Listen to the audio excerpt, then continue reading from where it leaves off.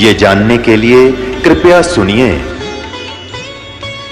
जगत गुरु तत्वदर्शी संत रामपाल जी महाराज के अमृत वचन सर्व पवित्र धर्मों के पवित्र शास्त्रों के आधार पर।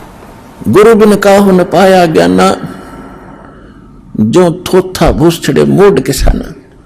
अब जैसे धान निकाल लिए हो और पराल पड़ी हो और उस पराल में कोई कूट रहा हो, क्या वो बुद्धिमान हो सकता है? तो ये जितने भी आज तक हमारे धर्मगुरु थे ये भूस कूटते थे और कणक का न पता नहीं था इसमें है कहां। तो कहने का भाव ये है कि परमात्मा ये कहते हैं गुरु बिन काहू न पाया ज्ञाना, गुरु बिन वेद पढ़े जो प्राणी समझे ना सार रहे अज्ञानी। श्री देवी भागवत पुराण और छठे स्कंद में 414 पृष्ठ पे व्यास जी बता रहे कह रहे हैं कि राजन सतयुग के ब्राह्मण वेद के पूर्ण विद्वान होते थे और वो दुर्गा की पूजा करते थे। खाक विद्वान थे वेद के। वेद में है कि दुर्गा की पूजा का प्रावधान, या गीता में है कि दुर्गा की पूजा का प्रावधान? तो पुण्यात्माओं तो कहते हैं एक ना भूला दो ना भूली, भूली सब संसारी। दास गरीब या चूक धरोधर, ये सब जगह ही चूक थी, कमजोरी थी, कमी थी, इनको ज्ञान नहीं था। तो कहने का भाव ये है कि परमात्मा ने 600 वर्ष का पहले कहा था कि तीनों देव की जो भक्ति करते हैं उनका मोक्ष नहीं होगा। और गीता जी ने क्या कहा कि इन तीनों भगवान ब्रह्मा विष्णु महेश तक जिनकी बुद्धि सीमित होगी, इनका ज्ञान हरा जा चुका है, राक्षस स्वभाव को धारण किए हुए मनुष्यों में नीच दूषित कर्म करने वाले मूर्ख। जब तो भगवान को अच्छा बुरा कहा करते थे, अब बोल लो ना वो धर्मगुरु। 10 साल हो गए दास ने ढिंडोरा पीटते, 15 साल 20 साल हो गए और इसमें टीवी चैनल पर दे रखा है कि किसकी पूजा कराया करते, तुम किसकी पूजा कर रहे हो, तुमने जीवन नाश अपना भी किया और इन भोले श्रद्धालुओं को मिसगाइड करके इनके जीवन नाश करने के पाप के भागी और बन गए। अब सभी को सांप सूंघ गया। अगर दास गलत कर रहा है तो बोलो क्यों ना, बोलने क्यों नहीं रहे? इसलिए ना बोल रहे कि आप शिक्षित हो गए ना, तो रामपाल के हट भी ना पाओ, ऐसा कर देते ये लोग। क्योंकि तो राक्षस से भी लिख रखा है इसमें, राक्षस स्वभाव को धारण किए मनुष्यों में नीच। और ये करेंगे क्या फिर? जो पूजा इनकी करें, धर्म ग्रंथ बता रहे हैं इनका स्वभाव ऐसा हुआ है। अब स्वभाव भी बदल जाता है। डाकू होता है, ज्ञान सुनने से वो नेक आदमी बन जाता है। शराबी होता है, शराब पीता है, ज्ञान सुनने से शराब छोड़कर भगत बन जाता है। तो इस ज्ञान से ये सभी सुधरना पड़ेगा। इन सभी धर्मगुरुओं को पता चल चुका है कि तुम्हारे पास खक नहीं, पर अब ये न्यो सोच रहे हैं कि अभी सब न पता नहीं चला है और निम बढ़ते जितने निम बहेगी। एक पंडित जी था, वो काशी विद्यापीठ पढ़ कर आया था और किसी राजा ने कोई अनुष्ठान करने की बता दी, किसी ब्राह्मण ने, कि भी ऐसे ऐसे को धार्मिक अनुष्ठान कराओ। उसने वजीर की ड्यूटी लगा दी मंत्री की। मंत्री ने गांव में नगर में खोजा कि भी कोई विद्वान ब्राह्मण हो। एक ब्राह्मण का पता चला कि बहुत अच्छे विद्वान हैं, पढ़े लिखे हैं, और जिसने उस राजा को बताया था कि तू कम से कम 4-5 ब्राह्मणों से अनुष्ठान करवाना। अब अन्य ब्राह्मणों की खोज भी की लेकिन कोई आगे नहीं आ रहा था। इस कारण से ब्राह्मण आगे नहीं आ रहे थे कि जो काशी विद्यापीठ से पढ़कर आया है वो बहुत बड़ा विद्वान है और हम तो जंतर मंत्र कर लिए हैं, हमारी दाल उड़े गले नहीं, और कहीं राजा दंडित ना कर दे।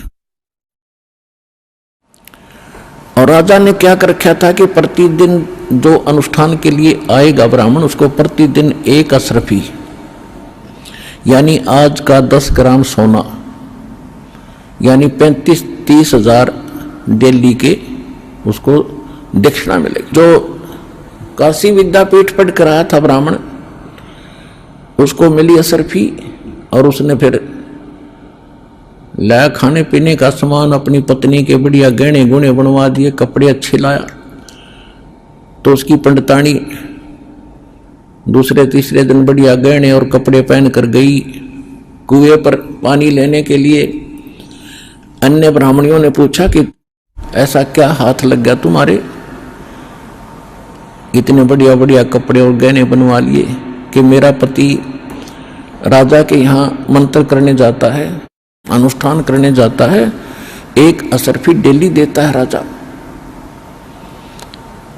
तो एक और ब्राह्मणी ने अपने पति से कहा कि आप भी जाया करो ऐसे ऐसे वहां पर, और राजा एक असरफी देता है, आप भी तो ब्राह्मण हो। वो कहने लगा कि मिश्राणी, वो तो काशी विद्यापीठ पढ़ कर आया है जो वहां अनुष्ठान कर रहा है, और मैं इतना पढ़ा लिखा नहीं हूं, मेरी उड़े बात बने नहीं। तो फिर वो लगी कहने के लगी कि तू वैसे तो इतनी पढ़ताई दिखाता है, अब जहां पर अच्छा माल मिलता है तू वहां नहीं जाता है। वो लगी लड़न। उसने सोचा देखी जाएगी तो कल यहां भी होगी, ना जाऊंगा तो दिक्कत होगी। तो लेकर पोथी वो भी पहुंच गया मंत्री जी के पास कि मंत्री जी मैं भी ब्राह्मण हूं। कहा जाओ जी बैठ जाओ। वो जो पहले वाला विद्वान बैठा था थोड़ी दूरी पर उसका आसन लगा दिया। अब वो पहले वाला तो अपनी संस्कृत जो उसने याद कर रखी थी बोल रहा था, भूर्भुवः स्वः तत्सवितुर्स्वः। हर वो दूसरा नौका जो यूं दो यूं कह वही स्वाहा, मन मन में नौकर दो यूं कह वही स्वाहा। फिर ऐसे वो दूसरी वाला भी पैसे लेकर गया असरफी, उसकी पत्नी ने भी खूब अपने कपड़े उपड़े सिमाए बढ़िया। तो तीसरी ब्राह्मणी को पता चला, उसने भी अपने पति को श्रृंगार दिया, वो भी चला गया। अब उसको भी आसन दे दिया तीसरे नंबर पे। पहले वाला बोलता संस्कृत भूर्भुवः स्वः, दूसरा तीसरा कहता कब तक नंबेगी स्वाहा कब तक नंबेगी स्वाहा। अगला कब तक नंबेगी हमारी बकवाद। फिर चौथा भी पहुंच गया, चौथे का चौथे नंबर पर लगा दिया। अब पहले वाला तो अपनी संस्कृत बोलता है स्वाहा, दूसरा कहता है जो बोलो स्वाहा, दूसरा कहता है कब तक नंबेगी स्वाहा, चौथा कहता है नंबर दे जब तक नंबेगी स्वाहा नंबर दे जब तक नंबेगी स्वाहा। अकपोल पाटे जब तक पिटाएंगे पर इतने तक मिलन दे जो मिल रहा है।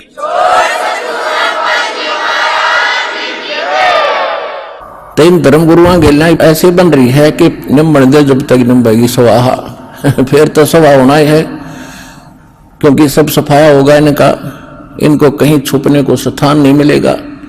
इतने अनमोल जन्म के साथ ये खिलवाड़ कर रहे, या तो इनको पता नहीं था जब तक बात थी दूसरी कि विज्ञान नहीं था। अब इनको ज्ञान है, एक मीडिया के अंदर चल रहा है, और एक दिन से नहीं 2 दिन से नहीं 20 वर्ष से आ रहा है। तो इनको ज्ञान हो गया कि हम झूठे हैं, हमारा ज्ञान झूठा है, और फिर भी नहीं मान रहे हैं। उसके लिए परमात्मा कहते जानबूझ साची तजय करे झूठ तने, और ताकि संगत है प्रभु सोपन में भी ना दे। चलो गलती किस पे ना बनी, पता नहीं किन किन पे गलतियां, और जो सुधार लेता है फिर संभल जाता है, वो तो इंसान होता है। जितने भी भक्त हैं और जितने भी वर्तमान के गुरु हैं, ये सभी पुण्यात्मा हैं, परमात्मा के लिए लगे। अब जो गुरुओं की तो मजबूरी बन गई कि इज्जत का नाश होगा, और वो भगत भोले भाले हैं, हमने सोच रखा है गुरु कंप्लीट है, वो वहां मार खा रहे।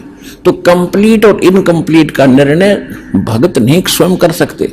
किसी डॉक्टर की औषधि को डॉक्टर ही बता सकता है, प्रमाणित कर रहा है कि इसमें ये साल्ट होना चाहिए था इस रोग के लिए, ये देखो यहां लिखा है, और ये साल्ट नहीं है तो ये औषधि गलत है। तो दास वही कर रहा है कि मोक्ष मार्ग के लिए इन मंत्रों की आवश्यकता है। ये हमारे ग्रंथों में लिखे, सूक्ष्म वेद में लिखे, और हमारे जो मोक्ष प्राप्त जो संत हुए हैं उन्होंने यही फार्मूले अपनाए थे। इसके अतिरिक्त जो भी आप प्रयोग कर रहे हो, भक्ति कर रहे हो, वो व्यर्थ है, उसको त्याग दो। इतनी सी बात है। अप्रसंग जो चल रहा है कि परमात्मा ने कहा था तीनों गुणों की जो भक्ति करते हैं उनका मोक्ष नहीं हो, तीनों भगवानों, तीन देवताओं की। यही गीता प्रमाणित कर रही है, काल भी खुद कह रहा है। फिर ये कहता है कि मेरी भक्ति तीन प्रकार के करते हैं। अब जैसे हमारे धर्मगुरु, हमारे वेद कुछ कह रहे हैं और ये कुछ कह रहे हैं। गीता ज्ञानदाता जो है ये ब्रह्म है, इसको काल भी कहते हैं। इसको श्रीमद् भगवत गीता अध्याय नंबर 15 के श्लोक 16 में सरपुरुष भी कहा है। ये खुद कहता है कि मेरी भक्ति चार प्रकार की करते हैं, यानी ब्रह्म साधना। ब्रह्म साधना में इन चारों वेदों में केवल ब्रह्म साधना ही लिखी है। ब्रह्म साधना यानी भक्ति तो ब्रह्म तक की है और ज्ञान पूर्ण परमात्मा का है। यहां ये ऋषि लोग यहां मार खा गए, इनको ज्ञान नहीं था, गुरु इनको मिले नहीं, कंप्लीट संत इनको पूर्ण संत मिले नहीं, जिस कारण से इन्होंने ओम नाम जो गीता ज्ञानदाता, वेद ज्ञानदाता ब्रह्म का है, सरपुरुष का है, इस मंत्र को इन्होंने कंप्लीट गॉड का मान लिया, पूर्ण परमात्मा का मान लिया गलती से। और परमात्मा कह रहे हैं गुरु बिन वेद पढ़े जो प्राणी और समझे ना सार रह ज्ञानी। गीता अध्याय नंबर 4 के श्लोक नंबर 32 और 34 में कितना गजब का ज्ञान बता रखा है कि अर्जुन, गीता अध्याय नंबर 4 के श्लोक 32 में कहा है कि जो परमात्मा ने स्वयं आकर अपने मुख कमल से जो अनुष्ठान यज्ञों की जानकारी विस्तार के साथ दी है, उसको सूक्ष्म वेद कहते हैं, उसको तत्व ज्ञान कहते हैं। उसको मैं नहीं जानता और उसके अंदर कंप्लीट यानी विस्तार के साथ बताई गई है। उसको जानने के बाद फिर सभी कर्मों से तू मुक्त हो जाएगा। चौथे अध्याय के 34वें श्लोक में कहा है कि उस तत्व ज्ञान को तत्वदर्शी संतों के पास जाकर समझ, यानी गीता ज्ञानदाता उससे अनभिज है। तो उसे अनभिज है तो पूर्ण मोक्ष हुआ कैसे? वो तो अपनी साधना बता रहा है। 8वें अध्याय के 13वें श्लोक में ओम इति एकाक्षरम ब्रह्म व्यवहारण मामनुसमण ये पर्याति तदंदेहम सयाति परमाम गति। माम ब्रह्म यानी मुझ ब्रह्म का, ओम केवल यही एक अक्षर है, नथिंग एल्स। उच्चारण करके सिमरण करने का, उच्चारण करके सिमरण करता हुआ ये पर्याति तदंदेहम जो शरीर छोड़कर जाता है, यानी अंतिम सांस तक इसका जाप करता सयाति परमाम गति। जो ओम से जो होने वाली प्राप्ति है वो परम गति हो जाती है। तो ओम जाप से ये ब्रह्म का जाप है तो ब्रह्म लोक प्राप्ति होती है। 8वें अध्याय के 16वें श्लोक में गीता जी में यह भी स्पष्ट कर दिया है कि ब्रह्म लोक में गए हुए प्राणी भी पुनर्जन्म में आते हैं, पुनरावृत्ति होती है, उनका फिर से जन्म मृत्यु बना रहेगा। और श्रीमद् भगवत गीता अध्याय नंबर 2 के श्लोक 12 में, गीता अध्याय नंबर 4 के श्लोक नंबर 5 में और 9 में, गीता अध्याय नंबर 10 के श्लोक नंबर 2 में ये गीता ज्ञानदाता ब्रह्म कहता अर्जुन तेरे और मेरे बहुत जन्म हो चुके, तू नहीं जानता मैं जानता हूं। मेरी उत्पत्ति को ये देवता नहीं जानते न ऋषि जानते, क्योंकि ये मेरे से उत्पन्न हुए हैं। तो इससे सिद्ध हो गया कि गीता ज्ञानदाता स्वयं नाशवान है। तो और ये इसकी साधना किया हुआ ब्रह्मलोक में जाता है। ब्रह्मलोक में गए प्राणी फिर पुनरावृत्ति में होते हैं। ये पूर्ण मोक्ष नहीं हुआ, ये परम शांति नहीं हुई। कौन सी? जो श्रीमद् भगवत गीता अध्याय नंबर 18 के श्लोक नंबर 62 में कहा कि अर्जुन को सर्वभाव से उस परमेश्वर की शरण में जा जो गीता ज्ञानदाता से अन्य है। उस परमात्मा की कृपा से तू परम शांति को और सनातन परम धाम को प्राप्त होगा, शाश्वत लोक में चला जाएगा। और श्रीमद् भगवत गीता अध्याय नंबर 15 के श्लोक नंबर 4 में कहा कि तत्वदर्शी संत की प्राप्ति के उपरांत परमेश्वर के उस परम पद की खोज करनी चाहिए जहां जाने के बाद साधक फिर लौटकर कभी संसार में नहीं आते। और जिस परमेश्वर ने सब ब्रह्मांडों की रचना की है और केवल उसी की भक्ति करो और सब पूजाएं त्याग दो। अपनी साधना को भी छोड़ने को कह रहा है कि केवल उसकी भक्ति करो। अपनात्मा, ये है श्रीमद् भगवत गीता का सार जो दास बता रहा है। और पहले 4 पंक्ति लिख देते थे, अर्जुन तू क्या लाया है, तेरा क्या जाता है, आत्मा तो अजर अमर है, तू क्यों चिंता करता है। बस ये था गीता सार है, खाक था गीता सार। गीता सार तो अब आपके सामने आ रहा है, ये था वो गीता जी का सार। अब जो प्रसंग चल रहा है कि अब ये जो ऋषि थे इनको गुरु नहीं मिला, और गुरु ना मिलने से इनका ये अकल आई नहीं कि तुम ये भी तुम्हारी समझ में आना चाहिए कि जो वेद ज्ञानदाता ही ये गीता ज्ञानदाता है, और वेदों का सारांश ही श्रीमद् भगवद गीता है। तो वेद में यजुर्वेद अध्याय नंबर 40 के मंत्र नंबर 10 में ये वेद ज्ञानदाता खुद कहता है कि कोई तो परमात्मा को संभवात कहता है। संभवात माने जन्म लेने वाला, जैसे अवतार रूप में राम और श्री कृष्ण आदि मानते हैं। और कोई इसको असंभवात कहता है कि जन्म लेता ही नहीं, वो अजन्मा है, अजरो अमर है, वो कभी प्रकट नहीं होता। लेकिन इसकी सही जानकारी तो तत्वदर्शी संत बताएंगे, उनसे सुनो। तो इनकी अकल वहां नहीं गई कि ये क्या लिखा है। ये तो वेद ज्ञानदाता खुद कह रहा है कि वो तो कोई और बताएंगे, तत्वदर्शी संत बताएंगे। और यजुर्वेद अध्याय 40 के मंत्र 15 में उसमें लिखा है कि वायु अनिलम अथितम भस्मांतम शरीरम, भस्मांतम शरीरम, शरीर के अंत होने तक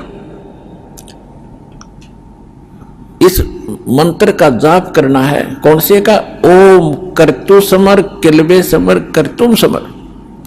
ओम नाम का जाप काम करते करते सिमरण करो, विशेष कसक के साथ श्रद्धा के साथ सिमरण करो, और मनुष्य जीवन का मूल कर्तव्य जानकर ओम का सिमरण करो। अब ये कह रहा है कि यजुर्वेद अध्याय नंबर 40 के मंत्र नंबर 15 में तो इसने ये बता दिया।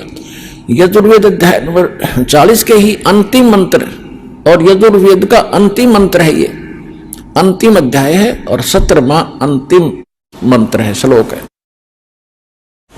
उसमें वेद ज्ञानदाता कहता है कि वो पूर्ण परमात्मा तो परोक्ष है, ऊपर है, वो तो गुप्त है, उसकी जानकारी मुझे भी नहीं है, और मैं ब्रह्म हूं, मैं ब्रह्म लोक में रहता हूं, और मेरा ओम नाम है। तो इनका अकल में नहीं आई कि जब और परमात्मा है तो मंत्र करे ओम ब्रह्म का, वो कहता कोई और भगवान है। उसके विषय में यजुर्वेद अध्याय नंबर 5 के मंत्र 32 में कहा कि वो कौन है? उसी कसी माने जो परम शांतिदायक है।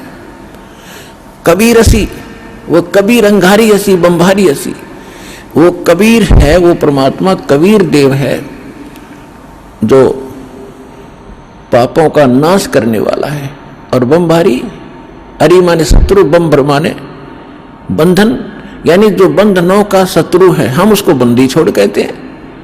और परमात्मा खुद भी कहते हैं बंदी छोड़ हमारा नामम, अजर अमर है अस्थिर ठामम, अमर करूं सतलोक पठाऊं, तात बंदी छोड़ कहां। और वेद स्पष्ट नाम लिख रहे हैं कि वो कबीर अंगारी ऐसी पाप नाशक केवल कबीर देव है, और कोई पाप का नाश नहीं कर सकता किसी कोई भी देव। और बंभारी ऐसी वही बंधनों का शत्रु है, यजुर्वेद अध्याय नंबर 5 के श्लोक नंबर 32 में। और रतधामा सवर ज्योति रतधामा असी। अब बताओ, सवर ज्योति माने स्वयं प्रकाशित है वो लोक, और उस रित धाम के अंदर परमात्मा रहते हैं सतलोक में। ये ऋग्वेद मंडल नंबर 9 सूक्त 86 के मंत्र 26-27 से प्रमाणित है। 27 में लिखा है कि वो परमात्मा धूलोक के तीसरे लोक में रहता है। धूलोक के यानी उस तेजों में सवर ज्योति, जो सवर ज्योति लोक है, स्वयं प्रकाशित जो स्थान है सतलोक है, उसके तीसरे पोर्शन में भगवान रहता है। ऋग्वेद मंडल नंबर 9 सूक्त 54 मंत्र 3 में भी लिखा है कि वो परमात्मा सभी लोकों के ऊपर के लोक में तिष्ठ थी, वहां बैठा है, विराजमान है। और ये कहा करते भगवान निराकार है, वो तो कण कण में विद्वान है, भगवान कहीं एक स्थान पर नहीं रहता। और वेद क्या बता रहे हैं? तो इनके विषय में कहा है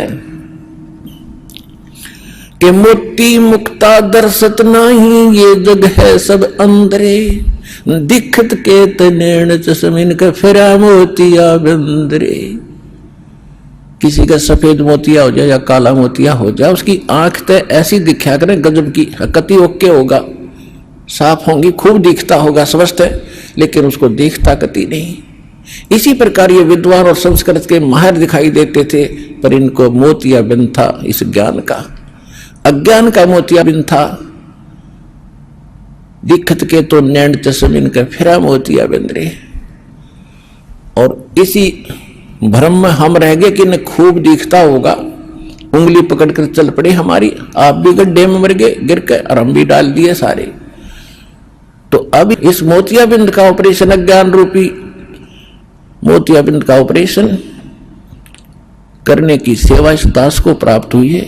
पूरा विश्व आओ और ये ऑपरेशन कराओ और ठीक मार्ग ग्रहण करो।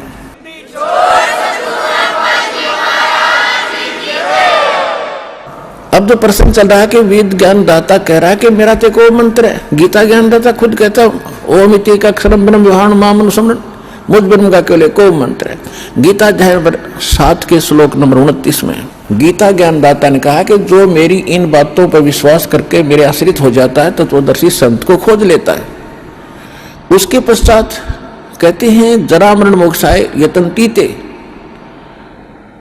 माम आश्रित यतन्तीते, जो मेरे इस ज्ञान को आश्रय करके तत्वदर्शी संत जिन्होंने खोज लिया, वो केवल जरा और मरण के लिए ही, जरा माने वृद्धावस्था बुढ़ापे के दुख से बचने के लिए, और मरण के यानी बार बार मृत्यु ना हो उसके लिए जो प्रयत्न करते हैं, प्रयत्नशील हैं, वो तत्ब्रह्म विदु कृष्णम अध्यात्म कर्मम च अखिलम, यानी वो पूरे उस तत्ब्रह्म से परिचित हो चुके हैं। तत्ब्रह्म से, गीता ज्ञान दाता से अन्य वो ब्रह्म है, ब्रह्म माने भगवान होता है, उस अन्य भगवान से, तत्ब्रह्म से, और सारे यहां कर्मों से परिचित है और पूरे अध्यात्म मार्ग से परिचित हो चुके हैं। तो अर्जुन ने 8वें अध्याय के प्रथम मंत्र में पूछा कि भगवान वो फिर तत्ब्रह्म कौन है? 8वें अध्याय के 3रे श्लोक में श्रीमद् भगवद गीता में कहा कि वो परम अक्षर ब्रह्म है, यानी गीता ज्ञानदाता से कोई और है वो परम शक्ति। 8वें अध्याय के 5 और 7 में गीता ज्ञानदाता कहता है मेरी भक्ति कर, मुझे प्राप्त होगा, और युद्ध भी करना पड़ेगा। यानी जो भक्ति है ये हठ योग नहीं करना, कहीं पर भी प्रमाणित नहीं है कि एक स्थान पर बैठकर आसन लगाकर हठ योग करते रहो, नहीं। जैसे सूक्ष्म वेद में भी यही बताया कि नाम उठत नाम बैठत नाम सोत जागवे, नाम खाते नाम पीते नाम सेती लागवे।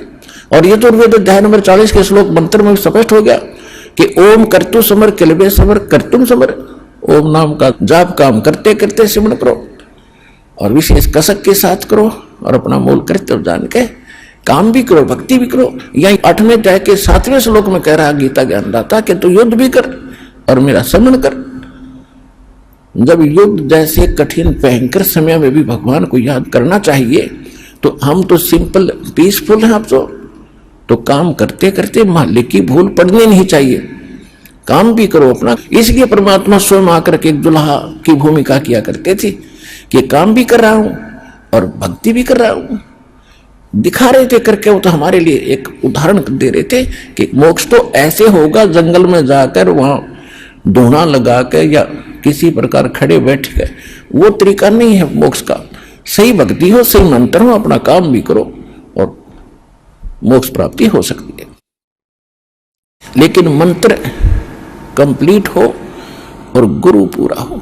अब जो प्रसंग चल रहा है गीता अध्याय नंबर 8 के श्लोक 5 और 7 में तो उसने अपनी भक्ति बता दी।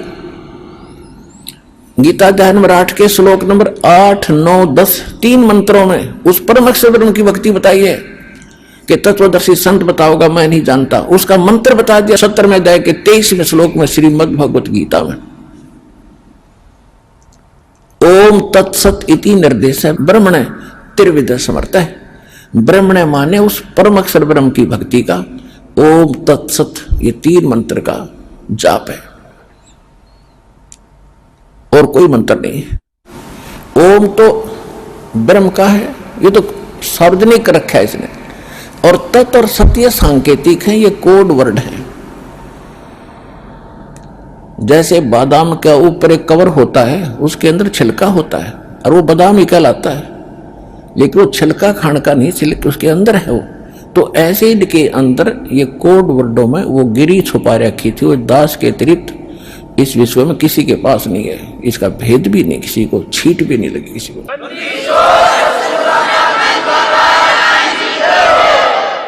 तो उस परमात्मा के पाने का, सतलोक में जाने का, परम शांति प्राप्त करने का केवल एक ओम तत्सत, ये 3 अक्षर का मंत्र है। अब इससे क्या सिद्ध हो गया कि गीता ज्ञानदाता 7वें अध्याय के 16, 17 और 18 3 मंत्रों में और 19 में एक और अलग से ज्ञान दे रहा है। ये कह रहा है कि मेरी भक्ति 4 प्रकार की करते हैं। एक अर्थार्थी, यानी ब्रह्म साधना जो किया करते थे ब्राह्मण लोग, केवल वेदों से ही अनुष्ठान करते थे। चाहे कोई किसी को का संकट निवारण के लिए, आर्त माने संकट, दुखी, संकट निवारण के लिए, और अर्थार्थी धन लाभ प्राप्ति के लिए। जैसे आजकल कोई अन्य मंत्रों से कोई अनुष्ठान करता है, ऐसे नहीं करते थे, वो केवल वेद मंत्रों से ही किया करते थे। और जिज्ञासु वो होता है जो परमात्मा पाने के लिए घर से निकला, वैराग्य हो गया, संन्यास ले लिया, जैसे भी उसने गुरु मिले उनसे ज्ञान ग्रहण करके वो वक्ता बन गया और दुनिया में प्रसिद्ध हो गया उस खिचड़ी ज्ञान से। ये महर्षि दानंद कैसे न कक्का पता नहीं था और महर्षि पाक गए। तो ये जिज्ञासु था, घर से निकला था परमात्मा के लिए, आगे वो नकली गुरु मिले इनको, उन्होंने जो उसमें भर दिया, उसने आगे वो बच फैला दिया। तो ये कहता तीसरे जो जिज्ञासु, अर्थार्थी और जिज्ञासु, ये रिजेक्ट कर दिया कि नहीं ये भक्त नहीं है। चौथा ज्ञानी बताया है कि ज्ञानी मुझे अच्छा लगता है, ज्ञानी को मैं अच्छा लगता हूं। ज्ञानी किसे कहते हैं? ज्ञानी उसको कहते हैं कि जिसको यह ज्ञान हुआ कि मनुष्य जीवन बार बार नहीं मिलेगा, और मनुष्य जीवन प्राप्त करके यदि परमात्मा प्राप्ति नहीं होती इस जीवन का कोई यूज नहीं। नंबर 1। नंबर 2, एक तो मनुष्य जीवन बार बार नहीं मिलेगा, दूसरा मनुष्य जीवन प्राप्त करके यानी मोक्ष नहीं हुआ तो इसका कोई फायदा नहीं इस मिट्टी का। तीसरा, उनको यह ज्ञान हुआ कि इन देवी देवताओं की भक्ति से मोक्ष नहीं होगा, एक पूर्ण परमात्मा की भक्ति से मोक्ष होगा। तो वो इस कारण से उन्होंने अन्य देवताओं की पूजा नहीं की, वो केवल ब्रह्म साधना करने लगे। वेदों को जैसा ब्रह्मा जी ने समझा तो उसके बाद सभी ऋषियों ने ब्रह्मा जी से ही ज्ञान प्राप्त है, और जैसा उसने वेदों का अर्थ समझ में आया वही हमारे ब्राह्मणों के पास था, और जो आज तक ये कर रहे थे वो आपके समक्ष है। ये केवल जो ब्रह्म के साधक थे वो केवल ओम जाप करते थे और कुछ नहीं। इन ब्राह्मणों को ये समझ में नहीं आया कि ये तो और भी बता रहा है कि वो परमात्मा कोई और है, उसकी जानकारी कोई संत रखता है, तत्वदर्शी संत रखता है। वो ज्ञान वो है जो भगवान खुद आकर अपने मुख कमल से बताता है। वो सच्चिदानंद घन ब्रह्म की वाणी है, वो परमात्मा की वाणी है, उसके मुख से उच्चरित है। और यही चारों वेद प्रमाणित करते हैं। आपको बहुत बार सुनाया है, बताया है कि ऋग्वेद मंडल नंबर 9 सूक्त 86 मंत्र 26 और 27 में, ऋग्वेद मंडल नंबर 9 सूक्त 82 मंत्र 1, 2, 3 में, ऋग्वेद मंडल नंबर 9 सूक्त 20 मंत्र 1 में, ऋग्वेद मंडल नंबर 9 सूक्त 1 मंत्र 9 में, ऋग्वेद मंडल नंबर 9 सूक्त 54 मंत्र 3 में, ऋग्वेद मंडल नंबर 9 सूक्त 96 यानी 96 के मंत्र 16 से लेकर 20 तक, ऋग्वेद मंडल नंबर 9 सूक्त 94 मंत्र 1 में, ऋग्वेद मंडल नंबर 9 सूक्त 95 के मंत्र 2 में। इसका संक्षिप्त सारांश दास बता देता है कि परमात्मा ऊपर के लोक में रहता है, उसके सतलोक में, और वहां मनुष्य के राजा के समान, जैसे राजा सिंहासन पर विराजमान होता है, सिर पर मुकुट मुकुट धारण करके ऐसे बैठा है, वहां से गति करके आता है इस लोक में, अच्छी आत्माओं को मिलता है और उनको तत्व ज्ञान देता है। और वो परमात्मा इस पृथ्वी पर घूम अपने मुख से बोलकर, ऋग्वेद मंडल नंबर 9 सूक्त 94 के मंत्र 1 में यहां तक लिखा है कि वो कवियों की तरह आचरण करता हुआ घूमता फिरता है, तत्व ज्ञान का प्रचार करता है। और ऋग्वेद मंडल नंबर 9 सूक्त 96 के 17 और 18 में स्पष्ट कर दिया है कि वो परमात्मा कबीर देव है, उसका नाम कबीर देव, और कबीर वाणी के द्वारा लोकोक्तियों के माध्यम से, दोहों के माध्यम से यथार्थ ज्ञान प्रचार करता है, और जिस कारण से वो प्रसिद्ध कवियों में से भी एक गिना जाता है। लेकिन वो होता है भगवान, वो होता है परमात्मा। और ऋग्वेद मंडल नंबर 9 सूक्त 94 मंत्र 1 में स्पष्ट कर दिया कि वो कवियों की तरह आचरण करता हुआ अपने ज्ञान का प्रचार करता है। ऋग्वेद मंडल नंबर 9 सूक्त 95 के मंत्र 2 में यह स्पष्ट कर दिया कि वो परमात्मा जिसके बारे में पहले जिक्र चलता रहा है, वो पूर्वोक्त परमात्मा अपनी वाणी के द्वारा बोल बोल कर यथार्थ ज्ञान सुनाता है।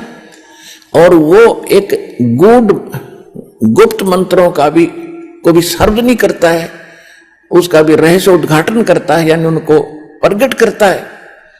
जो भक्ति के यथार्थ मंत्र है उनको भी आविष्कृत करता है। और परमात्मा ने 600 वर्ष पहले कहा था, सो हम शब्द हम जग में लाए, सार शब्द हमने गुप्त छुपाए। कहते सोहम शब्द किसी वेद गीता और आपको पुराणों में नहीं मिलेगा। ये सोहम शब्द हम लाए, वैसे मूल ग्रंथ है वेद और गीता, इनमें सोहम शब्द नहीं मिलेगा। यदि किसी अन्य शास्त्र में है तो कबीर परमात्मा चारों युगों में आते हैं और इनसे मिलते रहे हैं। जैसे शंकर भगवान को भगवान मिले थे कबीर साहब साधु रूप में, और इनको भी ये सोहम मंत्र दिया था, ये उसका जाप करते हैं। लेकिन वो कंप्लीट कोर्स नहीं दिया इनको, किसी को ओम दे दिया, किसी को हरिओम दे दिया, विष्णु जी को लक्ष्मी को हरिओम दे रखा है, ये उसका जाप करते हैं। और हम भी उसी का जाप करते हैं, तो हमसे प्रेम करते हैं, हम अट्रैक्ट होते हैं हमारे साथ। इसलिए इन मंत्रों को आपको इसलिए दिया गया है, ये इनकी पूजा नहीं है, इनसे लाभ लेने के ये मंत्र हैं। तो परमात्मा ने धर्मदास जी को बताया था और गरीबदास जी को बताया था, हम बैरागी ब्रह्मपद और सन्यासी महादेव और सोहम मंत्र दिया शिव जी को करे हमारी सेव। तो यही वेद बताता है कि वो परमात्मा जब आते हैं अपनी वाणी के द्वारा ज्ञान प्रचार करते हैं, तो उस एक भक्ति मार्ग के गूढ़ मंत्रों का भी, गुप्त मंत्रों का भी वो सार्वजनिक करते हैं, जो किसी को भी ज्ञान नहीं होता। अब इनके या बुद्धि में नहीं आई कि वेदों में इतना ढेर सारा ज्ञान है, तुम कर क्या रहे हो? वो मंत्र तुम्हें प्राप्त नहीं हुआ जो परम अक्षर ब्रह्म का है। ये तो ब्रह्म का जाप है ओम, और ओम जाप पर गाटा जोड़ रहे, सारा जीवन खो दिया। तो यहां परमात्मा ने बताया है कि गुरु बिन काहुन पाया ज्ञान, जो थोथा बुछड़ मूड किसाना। गुरु बिन वेद पढ़े जो प्राणी, समझे न सार रहे अज्ञानी। इससे सब सिद्ध है कि ये अज्ञानी थे, जितने भी ब्राह्मण ब्रह्मा जी से लेकर विष्णु और शिव जी तक, और नीचे का तो गिनती क्या, इनको वेद ज्ञान भी नहीं था। उसमें किसकी भक्ति बता रखी है? स्वयं परमात्मा ने आकर ये ज्ञान दिया है, और यह इस दास के ऊपर प्रजा की है। क्योंकि जिन महापुरुषों को परमात्मा मिले थे, अच्छी आत्माओं को, उनको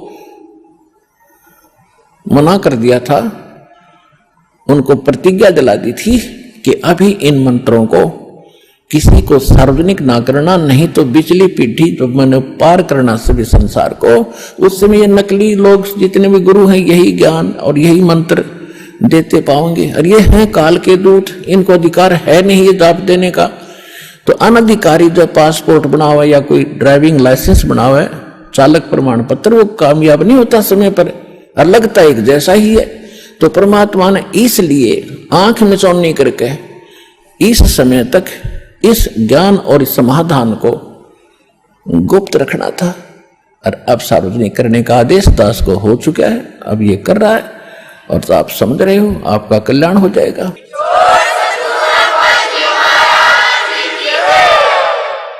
तो ये प्रश्न चल रहा है कि ज्ञानी आत्मा थी तो नेक, क्योंकि इन्होंने भगवान पाने के लिए अपना जीवन उछावर कर दिया, हजारों वर्षों तक तप किया। लेकिन ये गीता ज्ञानदाता कहता है कि ये ज्ञानी आत्मा है तो उदार, लेकिन ये मेरे वाली अनुत्तम गति में स्थित रहे। ओए होए, अब देखो इन हमारे धर्म गुरुओं ने 7वें अध्याय के 18वें मंत्र में जो अनुत्तम शब्द है उसका अर्थ कर दिया अति उत्तम, श्रेष्ठ, सर्वश्रेष्ठ गति। अब चौथी कक्षा के बच्चे ने पूछ लो भाई उत्तम माने गुड, अनुत्तम बैड, और ये बैड का अर्थ और गुड लिखा हुआ है तो कितनी अकल होगी इन धर्म ग्रंथों के अनुवादकर्ताओं में। एक अन्य की अकल नहीं थी, एक अन्य की, क्योंकि इन्होंने श्री कृष्ण को सुप्रीम पावर मानकर सब ग्रंथों को वहां जोड़ने की चेष्टा की, तो ये जुड़ा नहीं करती। चोर चुरावे तुम बड़ी गड्ढे पानी में, वो गड्ढे वह ऊपर न सच्चाई छनी ना। अब ये खुद कह रहा है कि ये उद्धार आत्मा 7वें अध्याय के 18वें श्लोक में श्रीमद् भगवत गीता, श्रीमद् भगवत गीता अध्याय नंबर 7 के श्लोक नंबर 18 में 10 वर्णन करा है। गीता ज्ञानदाता कहता है कि ये ज्ञानी आत्मा ये है तो उद्धार, नेक है, लेकिन इनको तत्वदर्शी संत मिला नहीं, और ये मेरे वाली यानी ब्रह्म, ये काल बोल रहा है, मेरे वाली अनुत्तम गति में ही आश्रित रहे। घटिया घटिया गति। अब ये घटिया क्यों कही? अनुत्तम, ये तो सर्वश्रेष्ठ लिख रहे हैं, गलत कर रखा है ना। इसलिए कहा कि जैसे गीता अध्याय नंबर 8 के श्लोक नंबर 1 में इसने बता दिया कि मेरा देखो मंत्र है मुझ ब्रह्म का, और ओम नाम का जाप अंतिम सांस तक करते रहोगे तो इसकी जो मिलने वाली परम गति को प्राप्त होगी। 8वें अध्याय के 16वें श्लोक में स्पष्ट कर दिया कि ब्रह्मलोक में गए हुए प्राणी भी पुनरावृत्ति में है, और खुद भी इसने स्पष्ट कर दिया दूसरे अध्याय के 12वें श्लोक में, चौथे अध्याय के 5वें और 9वें श्लोक में, और 10वें अध्याय के दूसरे श्लोक में गीता जी में कि अर्जुन तेरे और मेरे बहुत जन्म हो चुके, तू नहीं जानता मैं जानता हूं। इसने यह भी स्पष्ट कर दिया 15वें अध्याय के 4थे श्लोक में कि तत्वदर्शी संत की प्राप्ति के उपरांत परमेश्वर के उस परम पद की खोज करनी चाहिए, जहां जाने के बाद साधक फिर लौटकर कभी संसार में नहीं आते, और केवल उसी की भक्ति करो जिन्होंने सारे ब्रह्मांडों की रचना की है। 18वें अध्याय के 62वें श्लोक में भी स्पष्ट कर दिया कि अर्जुन तू सर्वभाव से उस परमेश्वर की शरण में जा, उसकी कृपा से तू परम शांति सनातन परम धाम को प्राप्त होगा। सनातन शाश्वत स्थान जिसका कभी नाश नहीं होता, वहां गए प्राणी फिर लौटकर नहीं आते, और ब्रह्म साधक तो पुनर्वर्ती में। तो एक 7वें अध्याय के 18वें श्लोक का ये अर्थ है कि मेरी साधना करने वाला फिर भी अनुत्तम घटिया साधना में लीन रहा, क्योंकि जन्म मृत्यु मिटेगी नहीं, और जब तक जन्म मृत्यु नहीं मिटेगी, शाश्वत स्थान मिलेगा नहीं, जहां जाने के बाद वापस नहीं आते, तब तक परम शांति हो ही नहीं सकती। इसलिए इसने अपनी साधना को अनुत्तम कहा, घटिया कहा।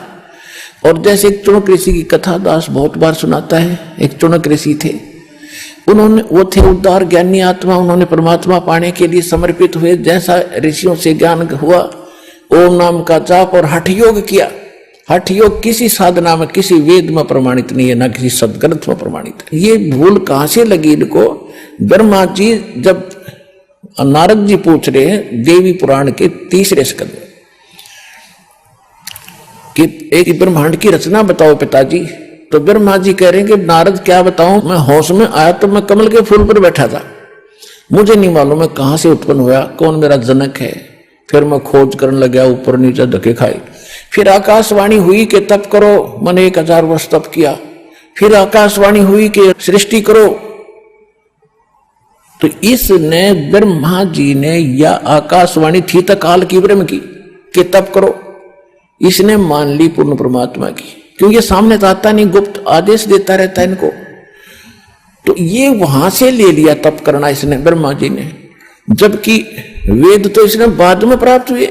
जब सागर मंथन किया प्रथम बार, जब वेद काल के परमात्मा ने ये कंप्लीट कोर्स दिया था, 500 वेद दिए थे इसको, इंक्लूडिंग ये सूक्ष्म वेद यानी तत्व ज्ञान, इसके अंदर फीड कर दिए थे, वहां सतलोक से इसके हृदय में भेज दिए थे काल के में। जैसे आप देखते हो आजकल यहां से ईमेल के माध्यम से फिल्म चली जाती है दूसरे स्थानों पर, वहां डाउनलोड कर लो, ऐसे ही इसके वहां भेज दिया। जब ये इसने बाहर डाउनलोड किया, सांसों के द्वारा इसके बाहर आए थे सारा वेद। इसने जब पढ़ा, इसने देखा कि उस वेद में, वो कंप्लीट एक का वेद था, एक पूरा ग्रंथ था। इसने पढ़ते पढ़ते देखा कि इसमें तो बहुत जानकारी है ऊपर की, सच्चे भगवान की। इसने वो पोर्शन निकाल दिया और ये 4 वेद भगवान के डर से ये 4 वेद रख लिए, जिसमें महिमा तो पूर्ण परमात्मा की है और साधना केवल इस ब्रह्म तक की है। और परमेश्वर ने 600 वर्ष पहले कहा था कबीर भगवान ने कि वेद मेरा भेद है, मैं ना वेदन के माही और जौन वेद से मैं मिलूं। ये वेद जानते ना, चारों वेद मेरी महिमा का गुणगान करते हैं। धर्मदास 600 वर्ष पहले भगवान बताया करते थे, इन चारों वेदों में मेरी महिमा कंप्लीट भर रखी है कति। लेकिन जिस वेद से मैं मिलूं, यानी जिस ज्ञान से, जिस विधि से मेरी प्राप्ति होगी, वो इसमें नहीं है। वो तो परमात्मा स्वयं आकर देता हो, तत्व ज्ञान उसके अंदर है। तो जब तक उस परमात्मा की विधि प्राप्त हुई नहीं, ज्ञान होगा, तो उस ज्ञान का क्या लाभ हुआ? तो ये इस प्रकार इन ऋषियों के साथ धोखा हुआ। इन्होंने ओम नाम तो ले लिया वेदों से, पूर्ण परमात्मा का जानकर, और ब्रह्म को कंप्लीट गॉड मानने लगे। इसी को परम अक्षर ब्रह्म कहने लगे, इसी को पूर्ण परमात्मा, इसी को अक्षर ब्रह्म, इसी को परम अक्षर ब्रह्म, इसी को ब्रह्म। कोई बात हुई? एक स्टेट के मंत्री को, मुख्यमंत्री को कोई प्रधानमंत्री भी कहो, राष्ट्रपति भी कहो, तो कितना विद्वान है वो, क्या जाना उसने उस प्रोसीजर को। तो इस प्रकार इन ऋषियों के साथ अभी तक इन्हों धोखा हो गया। तो इस चुनक नाम के ऋषि ने वेदों वाला तो मंत्र ले लिया, उसका जाप शुरू किया, और हठ योग ले लिया। ब्रह्मा की दंत कथा लोक वेद से, ये वेद में नहीं है। श्रीमद् भगवद गीता अध्याय नंबर 7 के 12 से लेकर 15 में जो दास ने आपको बताया कि तीनों गुणों से, रजगुण ब्रह्मा, सतगुण विष्णु, तमगुण शिव जी से जो हो रहा है, ये सब इसका निमित्त कारण मैं ही हूं। ब्रह्मा जी से उत्पत्ति और विष्णु जी से सतिथि, शंकर जी से संहार हो रहा, इसका निमित्त कारण गीता ज्ञानदाता ब्रह्म कहता मैं हूं। फिर इसने ये बताया ब्रह्मा विष्णु महेश तक की इनकी पूजा में जिनकी बुद्धि स्थिर है, इनका ज्ञान हरा जा चुका, वो राक्षस स्वभाव को धारण किए मनुष्यों में नीच दूषित कर्म करने वाले मूर्ख, ये मेरी भक्ति भी नहीं करते। फिर 7वें अध्याय के 20 से लेकर 23 तक और निर्णय ज्ञान दिया है। जो इन देवताओं की जो पूजा करते हैं, वो पूजा तो कर रहे हैं भगवान समझ के, भगवान की भक्ति कर रहे हैं, लेकिन इनको जो मैंने थोड़ी बहुत पावर दे रखी है, उसका अक्षीणिक लाभ इन मूर्खों को प्राप्त हो रहा है। ये सच्चाई नहीं है। देवताओं की पूजा करने वाले देवताओं तक सीमित रह जाएंगे, इनका जन्म मृत्यु सदा बना रहेगा। फिर गीता अध्याय नंबर 16 के श्लोक नंबर 23 में, 23 और 24 में गीता ज्ञानदाता कहता है कि जो शास्त्र विधि को त्याग कर मनमाना आचरण करते हैं, तो उनकी न तो गति होती है और न उनको कोई सिद्धि प्राप्त होती है, न ही कोई सुख होता है, यानी यूजलेस। 16वें अध्याय के 24वें श्लोक में कहा कि अर्जुन, इससे तेरे लिए कर्तव्य और अकर्तव्य की व्यवस्था में जो साधना करनी चाहिए, जो ना करनी चाहिए, वो सदग्रंथ ही प्रमाण है। इसके अतिरिक्त किसी की लोक वेद का, किसी की दंत कथा पर विश्वास मत करना। 17वें अध्याय के 1 से लेकर 6 तक निर्णय ज्ञान दिया है। अर्जुन ने पूछा कि जो शास्त्र विधि त्याग के और जो मनमानी साधना करते हैं, उनका स्वभाव कैसा है, वो किस स्वभाव के होते हैं और कैसी भक्ति करते हैं। तो गीता ज्ञानदाता कहता है जो अच्छी आत्मा है वो तो इन देवताओं की भक्ति करते, ब्रह्मा विष्णु महेश की, और जो वो तो अच्छी आत्मा होती है, और दूसरे जो होते हैं वो तो सतोगुणी होते हैं जो देवताओं की पूजा करते हैं। तो शास्त्र विधि त्याग का मनमाना आचरण है, लेकिन अच्छी आत्मा जो होती है वो तीन ब्रह्मा विष्णु महेश इन देवताओं की, वो तो सतोगुण स्वभाव के होते हैं। और रजोगुण स्वभाव के होते हैं ये जो साधना करते हैं, ये यक्षों की और अन्य साधना जंतर मंत्र भूत प्रेत पितरों की। और जो तमोगुण प्रभाव के होते हैं ये सेवड़े टाइप के लोग होते हैं, ये इस तरह की साधना करते हैं। और लेकिन इन सब का फिर निर्णय दिया है 17वें अध्याय के 6 श्लोक में कि ये सभी शास्त्र विधि त्याग कर मनमाना आचरण करने वाले मूर्ख इस शरीर के अंदर मुझे भी और परमात्मा का विवास है इसके अंदर, उसको भी ये क्रस करते हैं। इनको राक्षस स्वभाव का जान, और ये अच्छी आत्मा नहीं है। क्योंकि गीता का समझना कोई बालकों का खेल नहीं, परमात्मा बुद्धि दे अपने कृपा पात्र पे, तभी ये अनमोल ग्रंथ समझ में आते हैं। और टीचर उसी को कहते जो हमारे सिलेबस को ठीक से जाने। वो टीचर कहाँ, जब सिलेबस का ज्ञान नहीं अटपट सुना रहा है तो टीचर नहीं है। तो जितने भी आज तक धर्मगुरु किसी भी धर्म के हैं, उनको अपने सिलेबस का ज्ञान वर्तमान वालों को नहीं है। इस दास रामपाल दास के अतिरिक्त विश्व में नहीं है। ये कद्दे समझ माजियो था।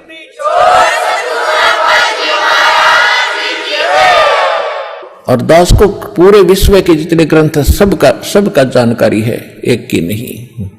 क्योंकि हमारा जन्म तो हिंदू धर्म में हुआ, केवल हिंदू धर्म के शब्द ग्रंथ नहीं, पूरे विश्व के जितने भी धर्म ग्रंथ हैं सबकी जानकारी दास को दी है कबीर भगवान ने, उस परमात्मा थी।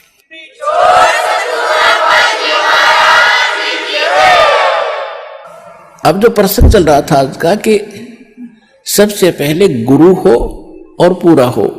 अब जो प्रसंग चल रहा है कि गीता ज्ञानदाता कहता है कि ये उद्धार आत्मा, ज्ञानी आत्मा है तो उद्धार, लेकिन ये मेरे वाली अनुत्तम गति में स्थित रहे, घटिया बने।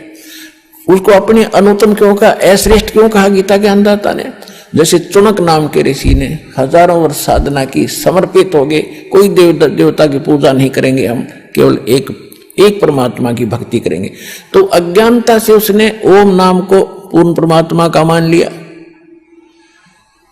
और हठ योग ब्रह्मा जी का, क्योंकि इनके धर्मगुरु ब्रह्मा जी थे सबके, कि ब्रह्मा जी ने वेदों को जो जाना है, किसी के पास ऐसा ज्ञान नहीं है। वो फाइनल हो गया उनके लिए कि ब्रह्मा जी प्रथम पुरुष मानते हैं ये ज्ञान के। तो इसलिए निसंशय होकर उस गलत साधना पर आरूढ़ हो गए, हजारों वर्ष तप किया। गीता ज्ञानदाता 11वें अध्याय के 47-48 में कहता है कि अर्जुन, जो मेरा रूप तूने देखा है, ये भयंकर रूप, जिसको देखकर अर्जुन जैसा योद्धा भी कांपने लग गया था और कहा था भगवान इस लीला ने समेट लो। कहता है ये है मेरा वास्तविक रूप, और इसके दर्शन तेरे से पहले ना किसी को हुए, ना आज्ञा होंगे, ना किसी वेद में वर्णित विधि से, ना किसी जप से, ना तप से, ना किसी क्रिया से मेरे दर्शन नहीं कर सकता। इससे सिद्ध होगा कि वेदों में वर्णित विधि से भगवान प्राप्ति नहीं है। पुण्यात्माओं, आप शिक्षित हो, बालक नहीं हो, और सबके घर में तकरीबन जो साधक हैं हिंदू धर्म के श्रद्धालुओं के घर में गीता जरूर पाओगे। गीता प्रेस गोरखपुर की प्रकाशित, और गीता प्रेस गोरखपुर से प्रकाशित है, वो हमारे लिए रजिस्ट्री कैसी है, जैसे तहसील में रजिस्ट्री हो जाया करे, हम उसको इतना ऑथेंटिक मानते हैं, इसमें जो लिखा है सही है, ये पढ़कर देखना। तो इससे सिद्ध हो गया कि वेदों में वर्णित विधि से जो साधना जिन्होंने की भगवान नहीं मिल सकता, तो भगवान उनको मिलना ही नहीं था, उसमें कुछ और उनको ये सिद्धि वगैरह आ गई जिनकी हमने कतई आवश्यकता नहीं थी। इन सिद्धियों के बल से ये महर्षि पा किए। अब चौड़क ऋषि ने हजारों वर्ष तपस्या की, भगवान तो उनको मिलना ही नहीं था, मिला ही नहीं। ये एटम बम बन गए, एटम बम सिद्धि के। उधर से एक चक्रवर्ती राजा था, मानधाता, पूरी पृथ्वी पर शासन था उसका। और ये राजा लोग दूसरे तीसरे चौथे वर्ष क्या करते हैं, एक अश्वमेघ यज्ञ करते हैं, पूरी पृथ्वी पे घोड़ा घुमा कर आते हैं, जिसके साथ सैकड़ों सैनिक होते हैं। राजा का पर्सनल घोड़ा होता है, हॉर्स, पर्सनल हॉर्स होता है, और उसके गले में एक पट्टी बांध दी जाती है, पंपलेट लटका दिया जाता है कि ये राजा मानधाता चक्रवर्ती का घोड़ा है, और जिसने राजा की पराधीनता स्वीकार ना हो, अन्य छोटे राजा उसके अंतर्गत थे पृथ्वी के, वो इस घोड़े को पकड़ ले और युद्ध के लिए तैयार हो जा। राजा के पास 72 करोड़ सेना है। 72 अक्षौणी, पहले मेजरमेंट अक्षौणियों में होता था, 72 अक्षौणी, एक सीधा सा समझ लो 72 करोड़ समझ कर चलो, 72 करोड़ सेना है। अब जो भी राजा पंपलेट को पढ़ रहा था वो सरेंडर कर देता कि मुझे स्वीकार है, मुझे उनसे लिखवा कर लाते थे। तो घोड़ा वापस आ रहा था, जाते समय भी चौड़क ऋषि की कुटिया के पास से गए वो लाबड़दा, जो वापस आ रहे थे, जब ऋषि उधर से काल ने उसका रिमोट से उसको प्रेरणा कर दी अब देखो, इस काल के जाल को भगवान के तत्व ज्ञान से समझेंगे। पहले तो ये क्या करता है, इनको गलत साधना करवा के एटम बम बनवा लेता है और फिर स्वयं प्रयोग करता है इनका। जैसे ब्रह्मा जी से आकाशवाणी कर दी, तप करो, 1000 वर्ष तप किया, उसमें सिद्धि आएगी। अब रिमोट से कहा कि चलो सृष्टि करो। अब जब वो सिद्धि खत्म हो जाएगी, ब्रह्मा मरो और गधा बनो, चलो हो गया काम इसका। आइए अब हम उन श्रद्धालुओं के अनुभव जानते हैं जो जगत गुरु तत्वदर्शी संत रामपाल जी महाराज जी से दीक्षा प्राप्त कर चुके हैं तथा उनके द्वारा बताए गए भक्ति मार्ग पर चल रहे हैं। सर नमस्कार। नमस्कार सर क्या नाम है आपका? नाम जंग बहादुर। कहाँ से आए हैं? मेरा गांव छज्जूपुर है और तहसील पेवा, जिला कुरुक्षेत्र, हरियाणा से हूँ। संत रामपाल जी महाराज से नाम दीक्षा कब लिया आपने? मैंने 2005 सितंबर 2005 में ली। 2005 से आप संत रामपाल जी महाराज से जुड़े हैं। सर आपने संत रामपाल जी महाराज से नाम दीक्षा ली क्यों? मेरी पत्नी को शादी से 6 महीने के बाद प्रेत बाधा ने इतना तंग कर लिया था कि हमें लगभग 7-8 महीने हमने घर बढ़ के नहीं देखा। दाएं बाएं झाड़ फूक करने वालों पे, ओझा वालों पे, सभी जगह गए तो हमें इतना परेशानी होगी कि हम 1-1 रुपए से भी तंग हो गए। हमारे पास खाने के लिए, घर में राशन के लिए पैसे नहीं बचे। तो लास्ट में हम बिल्कुल हार थक के बैठ गए। तो एक भगत जी हमारे अपने रामदास जी हैं हमारे नज़दीक से, तो वो हमें मिलते थे। अक्सर हमें कहते थे कि आप हमारे संत रामपाल जी महाराज की शरण में आओ, आपका वहाँ 1 रुपया नहीं लगेगा, फ्री ऑफ कॉस्ट आपका इलाज होगा और बिल्कुल ठीक हो जाओगे। हम उसकी बात सुन लेते थे, फिर थोड़ा सा विचार करके फिर निकाल देते थे। ऐसे ऐसे करते हमें 6 महीने बीत गए। 6 महीने के बीच में ऐसी स्थिति हो गई थी कि हमारे पास 1 रुपये की भी नौबत आ गई कि हमारी जेब में 1 रुपया भी नहीं था। तो इसी दौरान फिर मैंने लास्ट में अपनी भक्तमती से विचार किया, पत्नी से विचार किया कि हम क्यों ना संत रामपाल जी महाराज की शरण में जाएं। इससे पहले हमने कोई गुरु नहीं बनाया था। हमने सिर्फ मन में एक विचार था, जो हम गुरु बनाएंगे ना पूरा सोच समझ के बनाएंगे। तो हमने संत रामपाल जी महाराज जी से नाम दीक्षा लेने का विचार किया। तो हमने रामदास जी भगत जी हैं, उनसे विचार किया, उनसे बात की। तो उन्होंने बताया कि हमने आज से तीसरे दिन आश्रम में गाड़ी जाएगी, तो आप तैयार होके आ जाना। तो हमने विचार बनाया। तो हम भक्तमती अपना मेरी वाइफ और मैं, हम सुबह अपना निकले। तो हम उनके गांव पहुंचे। तो वहाँ से गाड़ी गई, आश्रम में गए। हम सबसे पहले हम एंट्री की और जैसे ही हमने वहाँ नाम दीक्षा के लिए बात की तो हमारा फार्म भराया गया, जिसमें उसमें नियम लिखे हुए थे। सर आपने फार्म की बात की। संत रामपाल जी महाराज से नाम दीक्षा लेने से पहले आपसे जो फार्म भरवाया गया, तो क्या सर फॉर्म भरवाने के लिए आपको कुछ पैसे भी देने पड़े? क्योंकि बहुत बार ऐसा सुनने में आता है कि संत रामपाल जी महाराज से जो भी नाम दीक्षा लेता है उनसे नाम दीक्षा लेने के लिए फीस ली जाती है। तो सर संत रामपाल जी महाराज से नाम दीक्षा लेने के लिए आपने कितने पैसे दिए सर? सर ये देखिए जो मीडिया वाले हैं ना, ये हर बात को ना घुमा फिरा के करते हैं, इनकी आदत है। हमें आश्रम में 1 रुपया भी नहीं हमारे से लिया गया। जब हमने नाम दीक्षा ली, फ्री ऑफ कॉस्ट ली है, कोई 1 पैसा नहीं लगा। बल्कि वहाँ का जो रहना खाना पीना सब फ्री ऑफ कॉस्ट है। हमें खाने के लिए भोजन मिलता है, देसी घी का भंडारा वहाँ मिलता है। सर जैसा कि अभी आपने बताया कि आपकी पत्नी को भूत प्रेत की बाधा थी और आप काफी तांत्रिक ओझाओं के पास फिर चुके थे, डॉक्टरों के पास आप दिखा चुके थे अपनी पत्नी को। आपकी जो समस्या थी, आपकी पत्नी की जो बीमारी थी भूत प्रेत की, क्या वो ठीक हुई संत रामपाल जी महाराज से नाम दीक्षा लेने के बाद? बिल्कुल बिल्कुल भगत जी, सर जी, जैसे हम आश्रम में गए तो नाम दीक्षा के लिए हमने फार्म भरा और हमने गुरुजी से नाम दीक्षा ली और गुरुजी का आशीर्वाद मिलते ही मात्र एकदम से आराम आया। भगत जी 2005 से लेकर और आज 2017 है, आज तक हमें किसी प्रेत बाधा ने तंग नहीं किया। कोई पितर प्रेत भूत प्रेत जो भी था। उसके बाद मुझे 2 बार जीवन दान मिला है। मेरा 2 बार एक्सीडेंट हुआ। यहाँ कुरुक्षेत्र से पेवा की तरफ जा रहे थे तो सामने से गाय आ रही थी, गाड़ी स्पीड पे थी, तो गाय से इतनी जोरदार टक्कर हुई। तो मैंने गुरुजी का नाम जाप करते जा रहे थे तो जोरदार टक्कर होने के बाद फ्रंट वाला शीशा और हेडलाइट और बोन टूट गया और मेरे को खरोंच तक नहीं आई। उस मालिक की शरण में ना होते तो उस दिन हमारी लातें बांध सब कुछ टूट जाता थी। इसके बाद सर हमें बहुत लाभ मिले, भौतिक लाभ। आर्थिक स्थिति बहुत कमजोर थी क्योंकि झाड़ फूंक वालों पे जाके बिल्कुल कमजोर हो गए थे, घर की स्थिति बिल्कुल डाउन थी।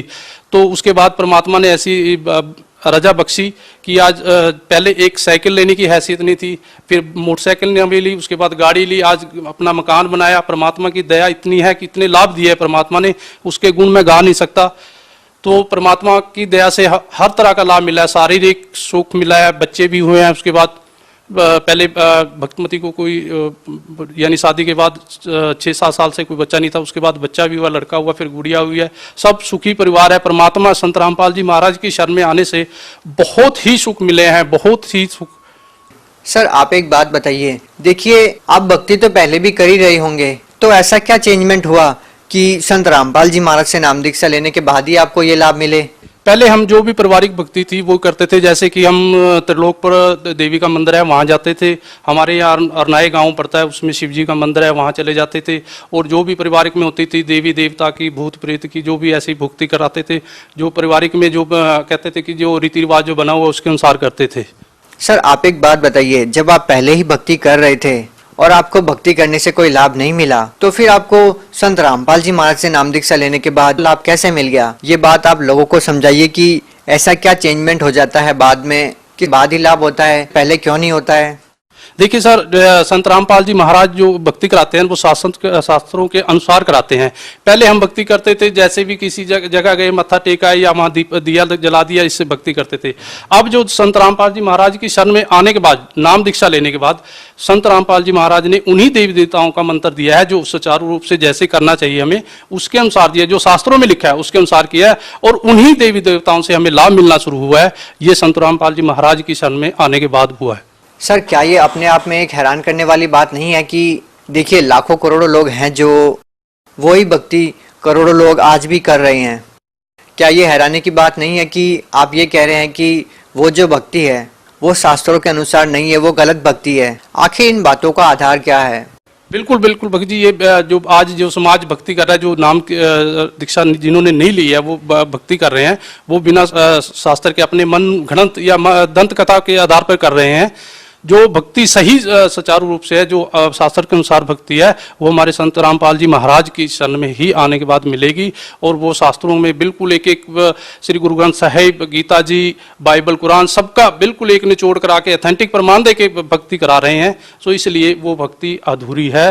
जो सही भक्ति है वो संत रामपाल जी महाराज की शरण में आने के बाद ही होगी, उनसे नाम दीक्षा लेने के बाद होगी। सर आपको नहीं लगता कि कहीं ना कहीं लोग ये सोचते हैं कि जो भगवा कपड़े पहनते हैं, मालाएं रखते हैं, जटाएं रखते हैं, वो संत होता है, लेकिन जब हम संत रामपाल जी महाराज को देखते हैं तो वो साधारण सी वेशभूषा में रहते हैं? तो सर आपको नहीं लगता कि लोगों का इस कारण से भी समझना मुश्किल हो जाएगा कि एक साधारण सी वेशभूषा रखने वाला महान संत, बड़ा संत कैसे हो सकता है? ऐसा कैसे हो सकता है कि वो जो भक्ति बता रहे हैं वो शास्त्रों के अनुसार है और जो अन्य संत है वो शास्त्रों के विरुद्ध भक्ति बता रहे हैं? आपको लगता है? देखिए सर, आज तक यही हमारे दिमाग में सबसे बड़ी बात ये बैठी थी कि जिसकी सबसे लंबी जटा है वही संत है, या जिसने भगवे कपड़े डाल लिए वही संत है, या जिसकी दाढ़ी बड़ी हुई वही संत है। नहीं, जो शास्त्र के अनुसार भक्ति बताए, जो शास्त्र के अनुसार चले और जो ऑथेंटिक प्रमाण दे के भक्ति बताए वही सच्चा संत है। कपड़ों से या सिर पे बाल रखने से इनसे संत नहीं बन जाता।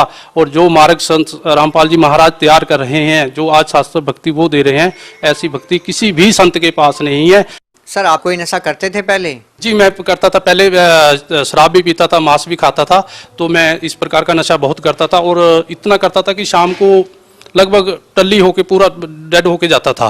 तो जिस दिन से हमने संत रामपाल जी महाराज की शरण में आए और उस दिन के बाद आज तक हमने कोई नशा नहीं किया। परमात्मा ने ऐसी दया करी मालिक ने कि नशा भी छूट गया और बिल्कुल स्वस्थ परिवार, सुखी परिवार हो गया। सर भगत समाज को क्या संदेश देना चाहते हैं? भक्त समाज से मेरी यही प्रार्थना है कि सतगुरु रामपाल जी महाराज की शरण में आएं और शास्त्रों के अनुसार भक्ति करें और अपना मोक्ष कराएं और इस जीवन से कल्याण करें।